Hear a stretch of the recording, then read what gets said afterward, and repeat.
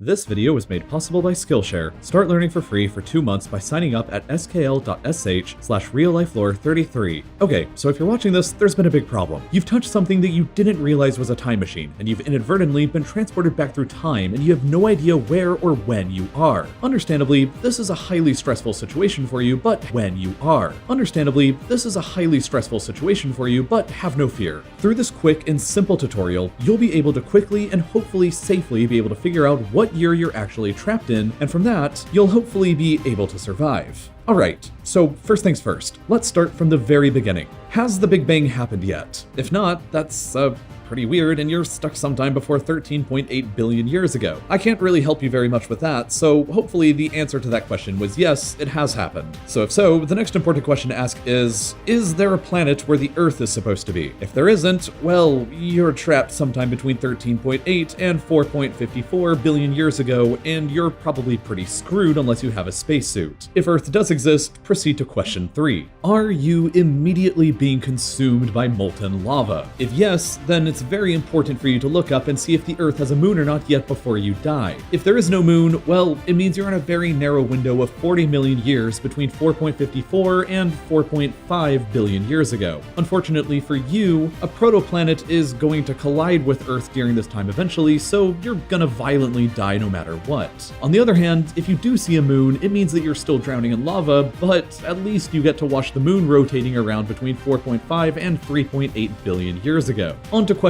4 now. If you're not immediately melting, are you immediately suffocating and unable to breathe? Because if you are, you're unfortunately between 3.8 billion and 850 million years ago, when the Earth was full of carbon dioxide and it didn't have enough oxygen yet for you to breathe. So basically, if you aren't immediately dying, you're sometime after 850 million years ago, which is great. So question 5. Do you see any animals wandering around on the land? If you don't, you're gonna be extremely lonely, and you're between 850 million and 530 million years ago. If you do though, do you see any plants along with them? Because if you only see animals and not any plants, it means you're stuck somewhere between 530 million and 450 million years ago. It won't be necessarily pretty, but at least you've got some pretty quirky little animals to hang out with. Okay, next up, do you see any dinosaurs? If yes, it still kinda sucks, but you're somewhere between 232 million and 65 million years ago. The other question that ties into this one though is, do you see any mammals? Mammals and dinosaurs evolved alongside one another. So if you don't see any mammals, you probably don't see any dinosaurs either, and you're probably stuck sometime before 232 million years ago with the amphibians. If you only see mammals and no dinosaurs, it means that you're sometime after 65 million years ago, which probably leads us into the most important question.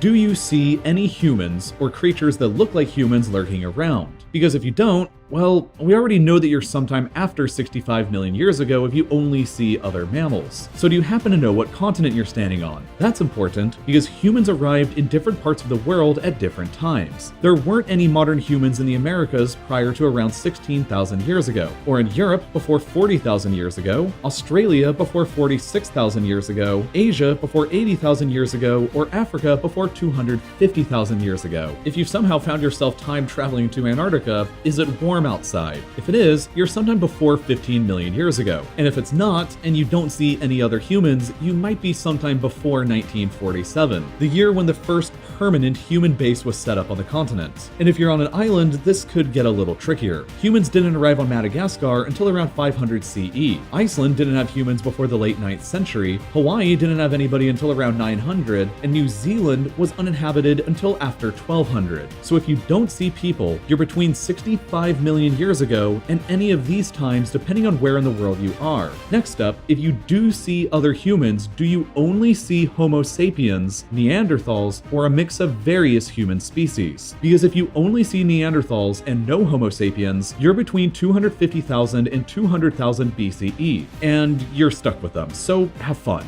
If you see humans and Neanderthals together, or other human species on the other hand, it means that you're somewhere between 200,000 and 25,000 BCE, which is the upper end for our estimates when Neanderthals went extinct. If you happen to be in Papua New Guinea though, you might be up until 15,000 years ago because the Denisovan human population may have survived there up until then. Alright, so if you only see humans that look like modern humans, the next big question is this: are they acting relatively normal? Like, do you see evidence of culture, burials, or language? Because if not, you're still probably trapped between 200,000 and 50,000 BCE, and you just haven't met the Neanderthals yet. However, if the humans are acting normal to what you would expect, then you know you're after 50,000 BCE. So to narrow it down even further, you probably need a quick astronomy lesson. Depending on which hemisphere you time travel to, the brightest constellations that are easiest to spot are the Big Dipper in the north and the Southern Cross in the south. These constellations are the brightest because the stars that make them up are located closer to Earth than most, which means that their movements over time are observable. So out of these three choices, which one is the closest to what you're currently seeing in the night sky? Option 1 means you're indeed somewhere around 50,000 BCE. Option 2 means you're sometime around 25,000 BCE. And option 3 means you're sometime around the modern era. So if you see option 3, do you see any evidence of these humans lurking about farming, or is it only hunter-gatherers still? If it's still just hunting and gathering, you're probably between 25,000 and 10,500 BCE. Or alternatively, it could be yesterday on North Sentinel Island where uncontacted hunter-gatherers still exist. But if you do see farming, the answer of where you are can get complicated. Different parts of the world came up with farming at different points in time, you see. If you're in the Middle East, for example, and see it, you're post 10,500 BCE. If you see domestic sheep, you're post 9,000 BCE, and cattle would be post 8,500 BCE. If you're in China, farming is post 8,000 BCE, India is after 7,000 BCE, Mesoamerica is after 6,700 BCE, and Europe isn't until around 4,500 BCE or so. So if you do see farming, do you also see people riding around on horses? Because if you don't, you're before 4,000 BCE, and if you do, you're after it. Next question, do you see people using wheels? If you do, you're sometime after 3,500 BCE. Arguably even more important though, do you see any evidence of people riding? Because riding was first developed in the Middle East and Egypt around 3,100 BCE, in China around 2000 BCE, and Mesoamerica by 650 BCE. So if you do see riding, you're sometime after these dates based on where you're at. It's also important that you pay attention to the alphabets people are using, because they came into existence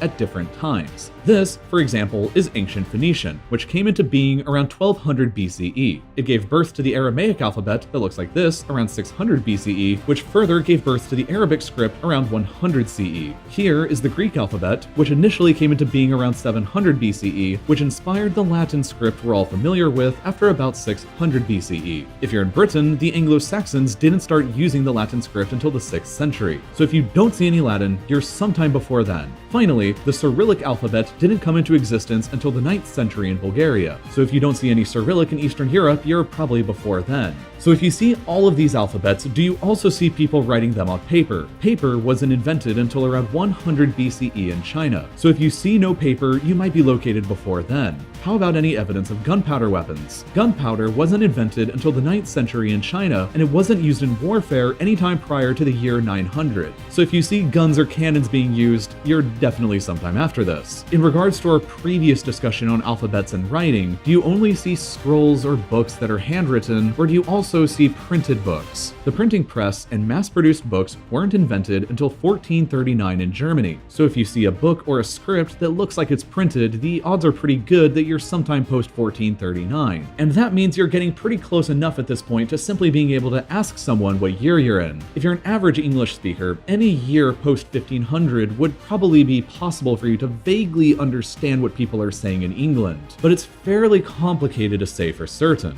Modern English, as it's spoken today, wouldn't be fully in place in England until the end of the 17th century. You can see this painfully clear by analyzing the history of the famous Lord's Prayer. In modern English from 1690 to today, it reads as follows, and it's completely understandable to our modern tongues. In early modern English, however, between 1450 and 1690, it read like this, which is still mostly understandable, but a little bit different. This is why you'd probably be capable of asking someone what year it is and finding out an answer anytime post 1500, so long as you're in England and can speak English. But English anytime prior to 1450 is just unintelligible simple gibberish to most modern English speakers. For example, this is the same Lord's Prayer in Middle English between 1066 and 1450, and this is the same prayer in Old English prior to 1066. English was a completely different language back in those days, so effectively, if you can't understand what anybody is saying in England, you're probably sometime before the year 1500, and if you can understand people, then just ask them what year it is, and you'll hopefully figure it all out from there.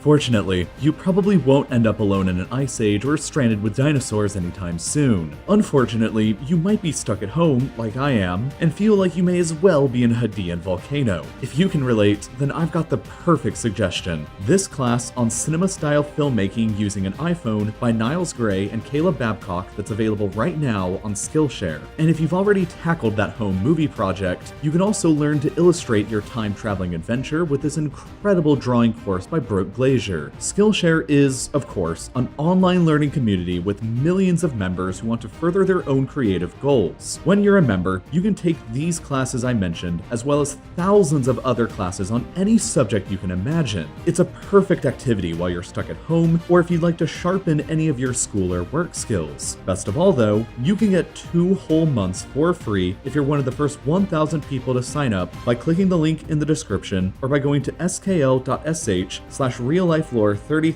You get access to their thousands of courses for just $10 a month when you sign up for an annual subscription afterwards. It's a great way to learn new skills and support real life lore at the same time, and as always, thank you for watching.